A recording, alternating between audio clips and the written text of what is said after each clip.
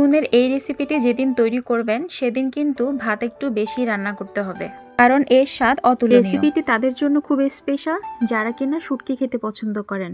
বেশি ছোট চিংড়ি আর চেপা শুটকি, সেই সাথে আছে আলু বেগুনের অসাধারণ কম্বিনেশন। সবুজ কাটা বেগুন দিয়ে করলে এই রেসিপিটি খেতে সবচেয়ে বেশি ভালো লাগে। চেষ্টা করবেন সেটি নেওয়ার জন্য, না পেলে তো কিছুই করার নেই। আমি বেগুনগুলোকে একটু বড় সাইজের করে কেটে নিয়েছি, আর সেই সাথে আলুকে একটু চিকন করে পাতলা করে কেটেছি। কড়াইয়ে তেল ভালো করে গরম করে তাতে দিয়ে দিয়েছি একটি বড় সাইজের পেঁয়াজ এবং 6-7টি রসুন কুচি। আপনারা চাইলে রসুন বাটাও ব্যবহার করতে পারেন। পেঁয়াজটাকে কিছুক্ষণ ভেজে নিয়ে অল্প একটু পানি দিয়েছি এবং এরপরে দিয়েছি হলুদের গুঁড়া, মরিচের গুঁড়া এবং ধনিয়ার গুঁড়া 1 চামচ করে। আপনারা চাইলে এখানে ঝালের পরিমাণটা আপনাদের পছন্দ অনুযায়ী কম বেশি রাখতে পারেন। অনেকে শুটকির তরকারিতে ধনিয়া জিরা পছন্দ করেন না, চাইলে সেটা বাদ দিতে পারেন।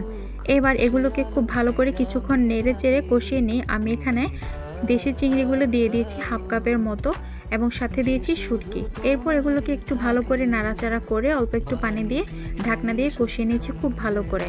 খুব ভালো করে কষানো হয়ে গেলে আমি এখানে আগে থেকে কেটে রাখা আলু এবং বেগুনটাকে দিয়ে দিয়েছি। আমার কাছে মনে হয় বেগুনের তরকারির এই স্বাদটা নির্ভর করে বেগুন কষানোর উপরে।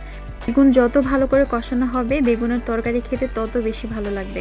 এই কষানোর মধ্যে আমি বেগুনটাকে প্রায় 60% মতো সিদ্ধ করে নিই সবসময়। খুব ভালো করে যখন বেগুন এবং আলুটা কষানো হয়ে গিয়েছে তখন আমি এখানে ঝোলের জন্য অল্প পরিমাণে পানি ব্যবহার করেছি। এই তরকারিটা মূলত একটু মাখা মাখা হলে খেতে একটু বেশি ভালো লাগে। যেহেতু কষানোর মধ্যে অর্ধেকটা প্রায় সিদ্ধ হয়ে গিয়েছে, তাই এটি রান্না হতে আর খুব বেশি সময় লাগবে না। প্রায় 80%-এর মতো হয়ে গেলে আমি এখানে একটি বড় সাইজের টমেটোকে কিউব করে কেটে দিয়েছি, সাথে দিয়েছি 6-7টি কাঁচামরিচ এবং নামানোর আগে ধনিয়া পাতা ছিটিয়ে দিয়েছি। ব্যাস, আমার রান্নাটা রেডি। এই শুটকি বেগুনের তরকারিটি গরম ভাতের সাথে যে কি পরিমাণ মজা লাগে শুধুমাত্র যারা শুটকি খেতে পছন্দ করেন তারাই জানেন। শীতের দিনে ধোয়া ওঠা গরম ভাতের সাথে এরকম ঝাল ঝাল শুটকি বেগুনের তরকারি হলে ভাত একটু বেশি রান্না করতে হবে, কারণ এটি এত মজা।